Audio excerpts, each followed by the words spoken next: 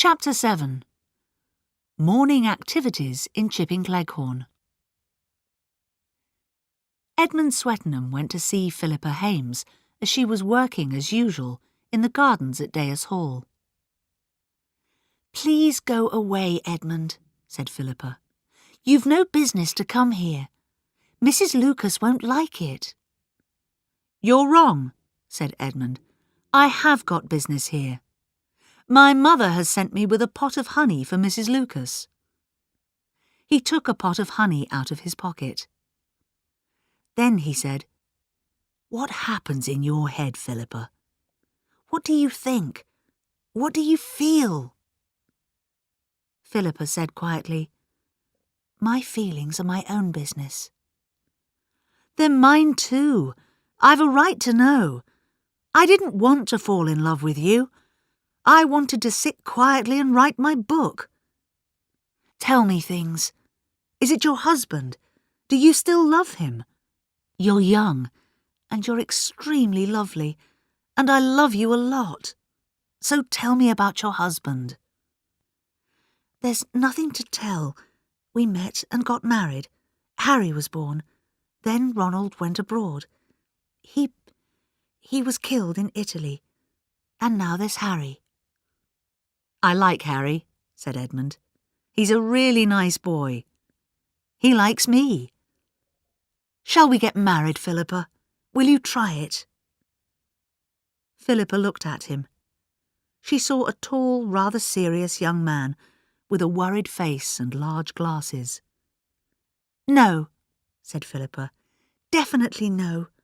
You don't know anything about me. In fact, you don't know anything about anyone." Sergeant Fletcher was alone in the house at Little Paddocks. It was Mitzi's free day. She always caught the 11 o'clock bus into Meddenham Wells. By arrangement with Miss Blacklock, Sergeant Fletcher was alone in the house. Miss Blacklock had taken Dora Bunner down to the village. Fletcher worked fast. He had to find out who had oiled and prepared that door. Mitzi hadn't been in the sitting room, so she hadn't needed to use the door. Nor, thought Fletcher, had the neighbours, and they hadn't had the opportunity to oil and prepare the door. Sergeant Fletcher searched the bedrooms, but he couldn't find anything interesting. Suddenly, he heard a sound downstairs. He went to the top of the stairs and looked down. Mrs. Swettenham was crossing the hall. She had a basket on her arm. She looked into the sitting room, crossed the hall, and went into the dining room. Then she came out again without the basket. Fletcher made a sound, and Mrs. Swettenham looked up. "Is that you, Miss Blacklock?" "No, Mrs. Swettenham, it's me, Sergeant Fletcher." He came downstairs. "This house doesn't seem very well protected against burglars. Can anybody always walk in when they want to?" "I just brought some apples for Miss Blacklock," explained Mrs. Swettenham. "We all walk in and out of each other's houses, Sergeant. Nobody thinks about locking a door until it's dark." Fletcher felt shocked.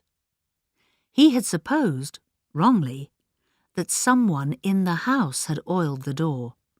But someone from outside could do it too. They only had to wait until Mitzi, Letitia Blacklock, and Dora Bunner were out of the house. That meant that anyone in the sitting room that night could be the criminal. "Amy," said Miss Hinchcliffe, "I've been thinking about the other evening at Little Paddocks." "Really, Hinch?"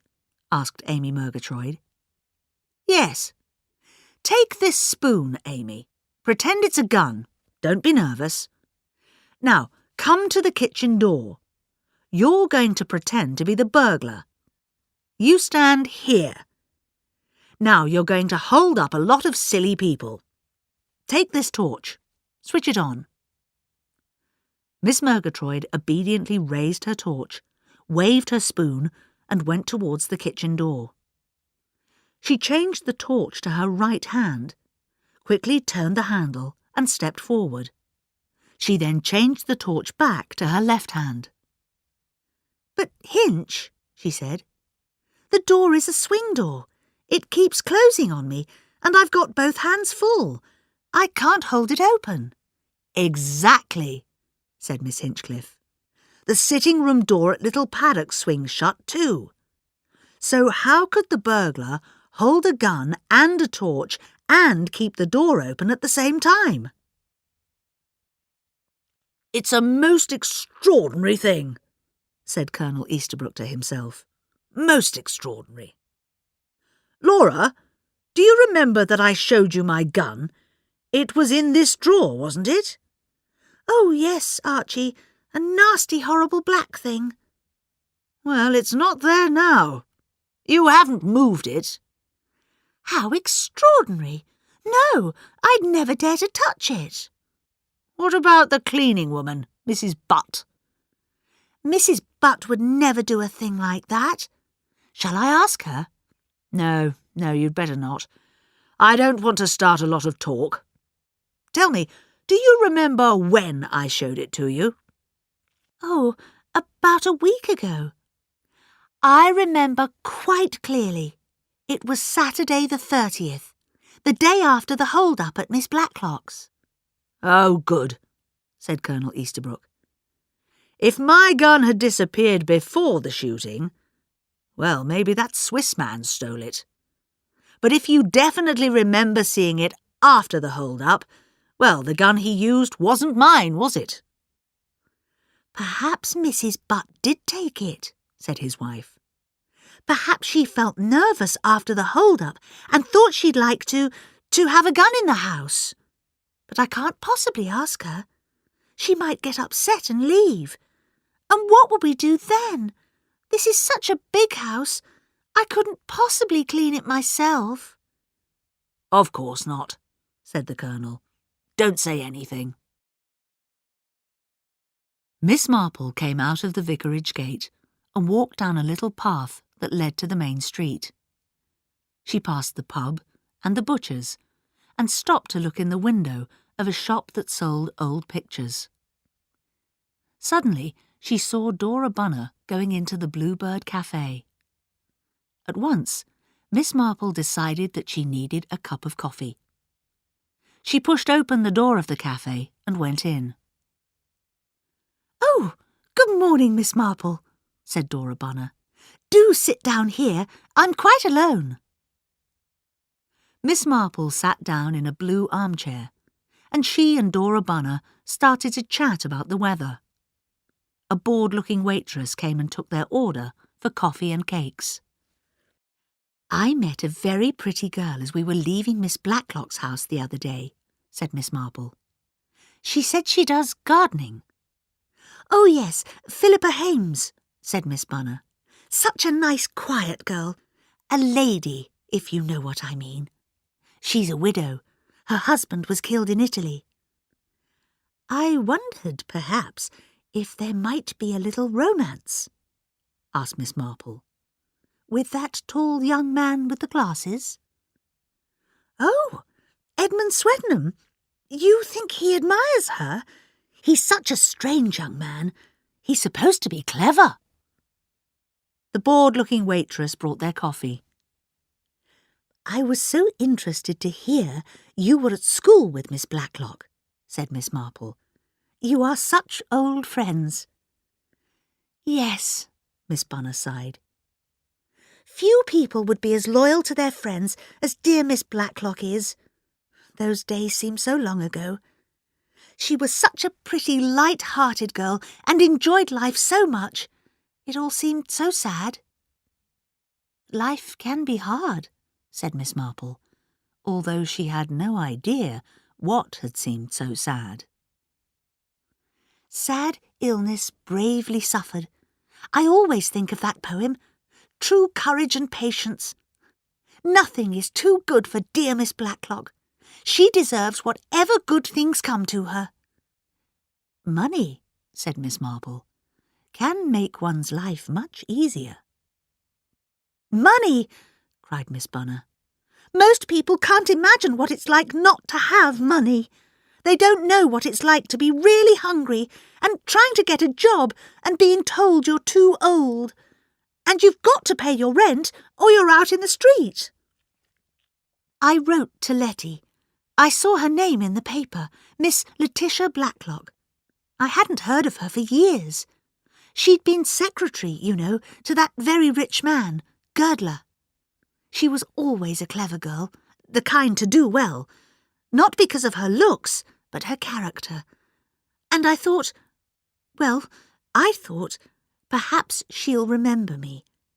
And she's one of the people I could ask for a little help. I mean, she knew me. I'd been at school with, she knew me. Tears came into Dora Bunner's eyes. And then Lottie came and took me away, said she needed someone to help her. How kind she was, how sympathetic. I'd do anything for her. I try very hard, but sometimes I make mistakes and say foolish things. But she's very patient. She always pretends that I am useful to her. That's real kindness. Miss Marple said gently, Yes, that's real kindness. I used to worry about what would happen to me if something happened to Miss Blacklock. But one day she told me she'd left me some money in her will and all her beautiful furniture. I'm not really as stupid as I look, continued Miss Bunner. Miss Blacklock is too trusting. That Patrick, twice he's got into debt and got money out of her. She's too generous to him. He's such a handsome young man, said Miss Marple. He's too fond of making fun of people, said Dora. I'm sure he was involved in that terrible shooting. I think he knew that young man. And I'm worried about that door, the detective saying it had been oiled, because, you see, I saw. Most difficult for you, said Miss Marple sympathetically. You don't want to criticise anyone to the police. That's right, cried Dora Bunner. You see, I found Patrick in the garden the other day. Patrick was there, holding a feather and an oily cup. And he jumped most guiltily when he saw me and said, I was just wondering what this was doing here. But how did he find a thing like that, unless he was looking for it? And, if you ask me, I believe that Patrick changed something about that lamp in the sitting room to make the lights go out. Because I remember clearly that it was the shepherdess lamp, not the shepherd. And the next day... She stopped suddenly. Miss Marple turned and saw Miss Blacklock standing behind them. Coffee and chat, Bunny, said Miss Blacklock sharply. Good morning, Miss Marple. Cold, isn't it? The door of the cafe opened and Bunch Harmon rushed in. Hello, she said. Am I too late for coffee? No, dear, said Miss Marple. Sit down and have a cup. We must get home, said Miss Blacklock to Dora. Have you done your shopping? Her voice was friendly again. Yes, thank you, Letty. I just need to buy some aspirin. When Miss Blacklock and Miss Bunner had left, Bunch asked, What were you talking about? Miss Marple did not reply at once. Then she said, I was just thinking that people are very like each other. Who are you thinking about, Aunt Jane? Asked Bunch. People in St. Mary Mead? Mostly. I was really thinking about Nurse Ellerton. Really an excellent, kind woman. She took care of an old lady, seemed really fond of her. Then the old lady died, and another came, and she died. Nurse Ellerton had poisoned them. They hadn't long to live, she said, and one of them was in a lot of pain. So she killed them out of kindness? No, they had left her a lot of money. She liked money, you know. And then there was that young man, Mrs. Pusey at the newspaper shop's nephew. He brought home stolen things. And then, when the police came to the house and started asking questions, he tried to hit her on the head so she couldn't tell them about him. Not a nice young man, but very good-looking. And then there was Mrs. Cray at the wool shop. She loved her son, but he had some bad friends. Anybody else? Asked Bunch. That girl at Saint-Jean-de-Colline that summer. A very quiet girl. Everybody liked her, but they never found out much about her. We heard afterwards that her husband was a criminal. It made her feel different from other people. It made her, in the end, a little peculiar. There was also Mr. Hodgson, the bank manager, who went on holiday and married a woman who was young enough to be his daughter. He didn't know anything about her except what she told him, and that definitely wasn't true.